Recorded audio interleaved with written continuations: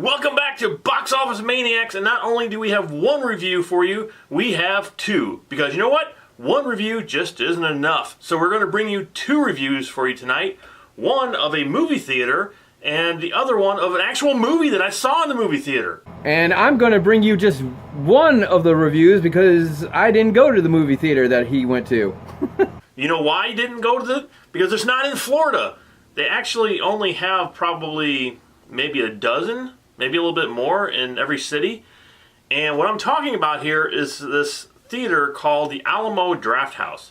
And if you're wondering what I have here, this is part of the Alamo Drafthouse. Let me go ahead and take it off. Okay, so the Alamo Drafthouse. Now, I've heard about this for a long time. My wife has told me about it for years and how cool it's supposed to be and how awesome it is. And it's supposed to be one of those things that a person who loves movies goes to this to enjoy movies again. Now, you know, as I've gotten older, I have zero tolerance for stupid people. Really, I mean, stupid people really annoy me now. I've had that all my life. I just don't like stupid people, period. Especially when you go to see a movie, and, you know, Vince and I are big movie fans, and I think 99% of the people who go to a film, it's just like, whatever, we're going to see a movie, we're going to talk, we're going to be loud, we're going to be rude, we're going to sit here and get on the cell phone and text somebody or turn it on and see what's happening on the internet in the middle of the movie and ruin everybody else's experience. You know, that's pretty much the normal now of going to a movie. Which is why a lot of people stay home and watch movies on Blu-ray or you know, or rent movies or stream movies or whatever they do, is because they don't want to deal with all the distractions that happen at regular movie theaters. To tell you the truth, if we didn't do this show, I probably would not go see as many movies as I did, and I would just wait until they came out to watch them because of all this stupid stuff that people do. Yeah, I probably would too, but then again, I'm a movie fan. To me, going to the movies is an escape for me, and it's fun for me. Yeah, that's why I enjoy going there. I enjoy going there and sitting down, seeing all these movies, especially movies like what we're about to review, and Star Wars, and I love seeing that on a huge screen like that, and that's what I love about it. Despite the distractions, I do enjoy going to the movies and seeing everything on a big screen. Yeah, and I agree. I think that's really the only way to see a movie. Because a lot of these people I talk to, it's too expensive. It's stupid. I'll just wait until it comes out and rent it in the red box. But, you know, whatever. But the experience of seeing it on a big screen with a crowd, and if the crowd's good, then it makes the movie experience good. I mean, but if you get these loud, idiot, stupid people who just want to ruin the movie, I mean, it ruins your experience for seeing this film. So what the Alamo Drafthouse is supposed to do, and this is all these rumors I've heard, I've never been to one except for the first one I'm about to review for you, is last weekend my wife and I went on a day vacation, daycation, whatever you want to call it. Went down to Springfield, Missouri, where there was an Alamo Drafthouse. The reason I'm so excited about these things is because there's supposed to be zero tolerance for any stupidity while you're watching a movie. People who are going to this Alamo Drafthouse are supposed to be respectful to the other people who are seeing films. That's the whole point of this actual theater. So the things I've heard about it was this. One, zero tolerance for talking. That's what I heard. There's nobody supposed to be talking through the theater. If you do talk, someone will come in and toss you out of the movie theater. The second one was zero tolerance for phones. Because again, when you're sitting there watching a movie and somebody freaking in front of you picks up their phone, it's like the sun coming out. Just like, woo! Yeah, I've had that happen too. If they catch anyone on their phones, if they catch anyone talking, they're out. They throw them out the door, they're gone. That's all I really knew about it. And I knew a lot of people who love the Alamo Drafthouse, who were fans like me and Vince, who are going there to enjoy a movie and not be ruined by idiot people. So that's why I was so excited to actually be able to go to one. So this is my experience for the Alamo Drafthouse. We went to go see Deadpool 2 there, by the way, which is what we're reviewing. Yeah, we didn't announce that, Dave. And that's going to come up after my little review here of this Alamo Drafthouse. All right, so first of all, I went in this place, no idea what to expect. It's awesome. So all of these I found out after going to this one is themed. Each one has a theme to it. The one we went to was themed with 2001. You okay, Vince? Yeah, I'm just coughing. Oh, don't get choked up over this, because we haven't even gotten to the movie yet. No, I'm just going to relax here. So we go into the movie theater, and it's, like I said, it's 2001 themed. So right behind the ticket counter is this gigantic howl. It's this huge bubble, howl image, and it has a glowing light in the center of it. And I was like, oh my God, that's awesome. And I have pictures. I took a bunch of pictures, so while I'm telling you this, you'll be seeing the pictures of the Alamo Drafthouse. Over to the right is a big painting of the monkeys in the beginning of 2001, so one that throw the bone up in the air. So we're walking around, and there's like all these hallways, real super long hallways. It's like almost like a maze to get around this place. And we find the theater that we're going to. And they actually blocked it off, which I've never seen them do. You know how they have like if you do a concert and they have like a rope and they pull the rope and they click it so you can't go past that area? They do that at some of the theaters. So we walked around and they actually have some really cool posters too. And they're sort of the alternate version of the posters. They're not the posters that were in the theaters that you saw. These are posters by different artists. Like they had one cool thing of The Thing, and they had a bunch of really awesome posters. It's just really cool to look at. So the other thing there that it was a massive restaurant. I'm talking a huge restaurant right in the middle of the place. Full on everything. I mean, big restaurant. And out front there was actually sort of like a bar area and a restaurant. And there was a lounge area. You could go outside, and instead of chairs there, you could sit like on a deck and stuff. It was really impressive, really cool place. It's more of a restaurant theater than just a average movie theater, which again, I had no idea. I didn't expect any of that. Well, I was going to say, and I actually was talking to David just before we did this, and he was telling me all about this place, and hence the name Alamo Drafthouse, Dave. I mean, you're going to have a lounge area. You're going to have that. It makes sense that there would be this full-on kitchen restaurant within this movie theater. To me, that just makes sense. And I've actually been to something like that. It wasn't called the Alamo Drafthouse, though. The actual theater I saw Deadpool 2 in has that. It has a full kitchen and a bar area. I mean, they don't serve meals like... I mean, you're not going to go there and get something like you would get at Red Lobster or anything like that. But, I mean, you're going to get... You can get a whole burger. You can get a whole pizza. You can get a whole stuff like this. And as far as I'm concerned, if I was to go up to a place like that, why wouldn't I try the restaurant? Why wouldn't I try the food there? I would actually want to eat there because that's part of the experience. Yeah, well, we didn't. I don't know why, but we decided not to. So you walk in there, and they have the reclining chairs, and there's a gigantic table in front of you. It's a pretty big-sized table, and on it was two gigantic water glasses, and that kind of surprised me. They're plastic water cups for free. They didn't charge you for the water, obviously. And I don't think I've ever been in a movie theater that just gave you free water cups. I mean, that was nice. If you don't want soda, but you're thirsty, there you go. You got water cups. Okay, that's pretty cool. But it's not as cool as my solo cup. So then we're sitting there, waiting for the movie to start. And they are showing previews on the screen. And now, the theater that I have here in St. Louis, the one we go to probably the most is Marcus Warenberg is the name of the theater. Now, what do you have there? We have the Cobb Theater, which is where I went and saw this, Deadpool 2. And then we have the Regal Cinema, which I call the Hoodlum Theater because that's who hangs out there, is nothing but hoodlums. And when you talk bad experiences, there you go. That's where you go to have a bad experience. Then there's an AMC theater, which wasn't an AMC theater at one point. Now AMC has bought it out, so it's an AMC theater.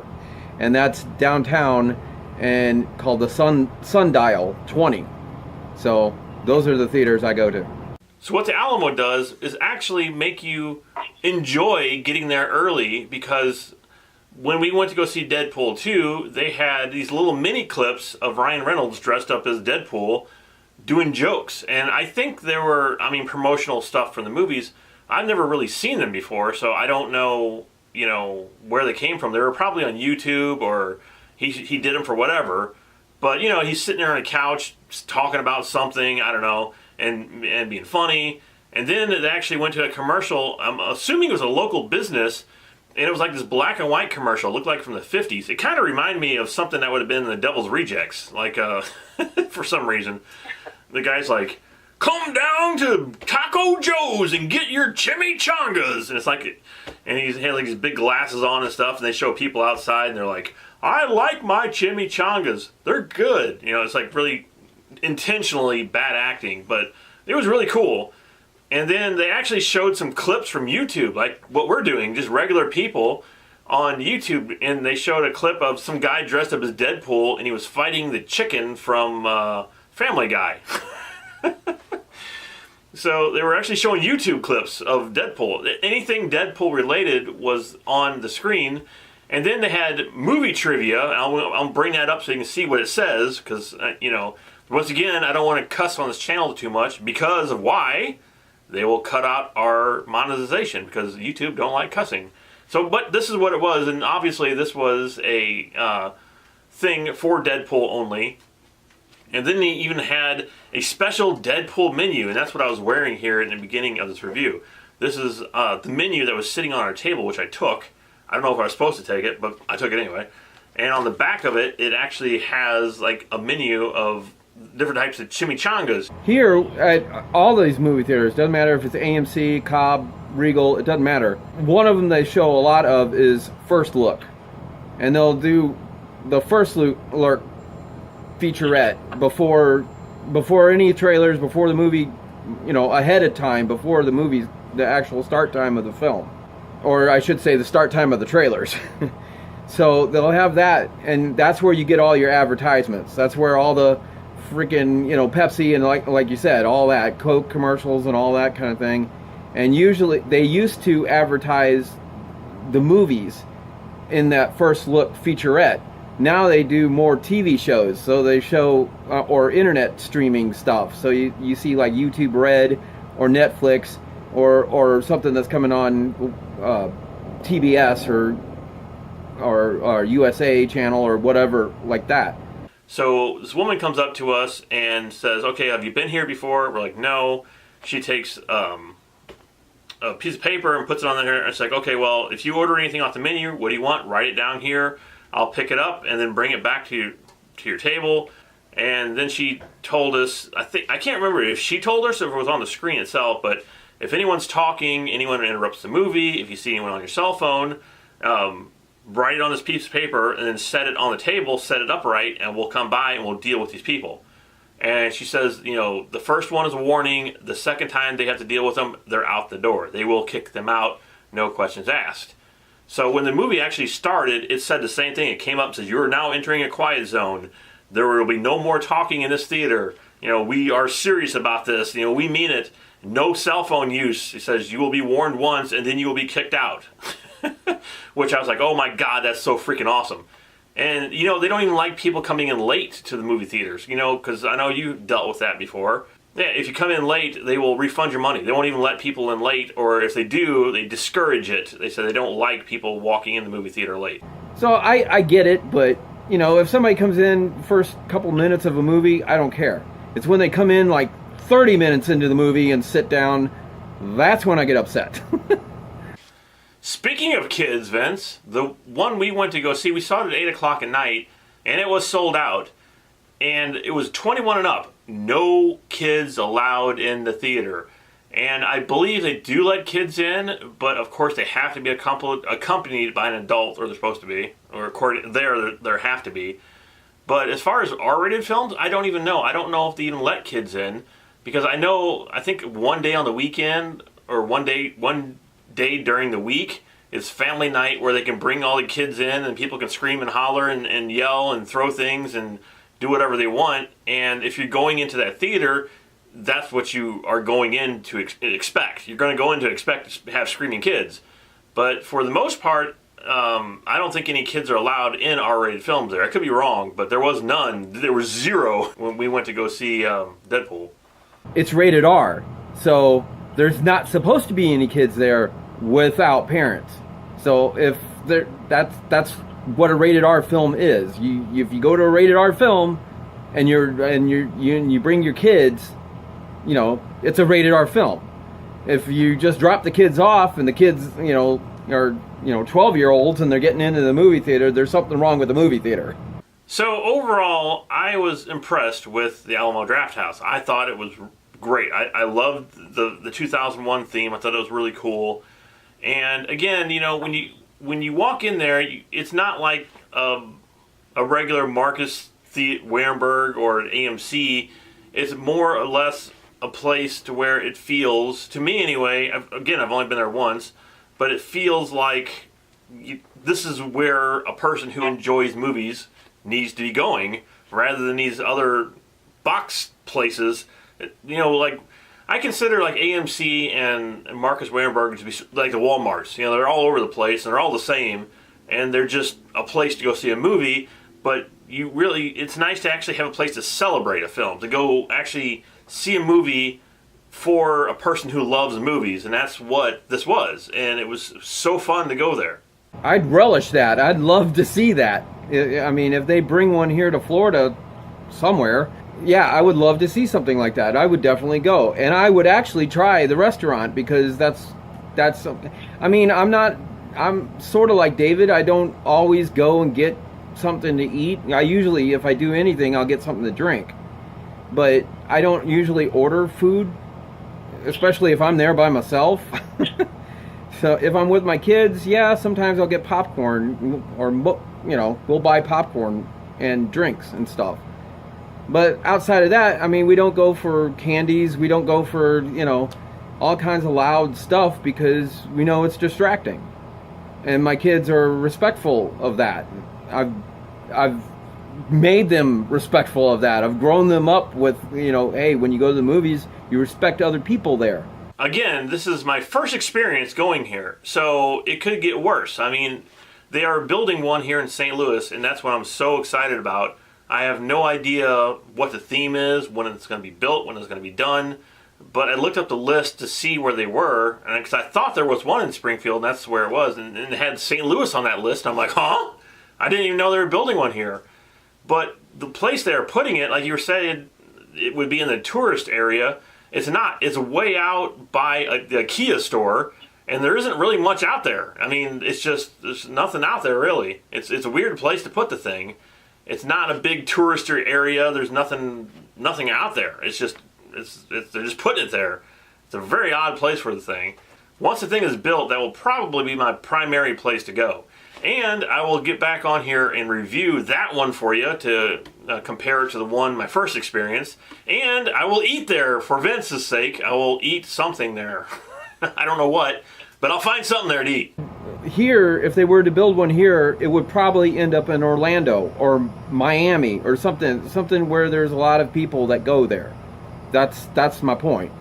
It's not something they would. I'd be surprised if they actually put something, if they were to stick it into like I don't know, Lakeland, Florida or something like that. That really would surprise me if they did that. When they open it up here, I will take my camera along with me again and film what the inside of it looks like, tell you what the theme of it is, and I'm super looking forward to it. But overall, my first experience at the Alamo Drafthouse, I would give it a 5 out of 5. So subscribe and like us and leave your comments, and we'll see you in the actual Deadpool 2 review.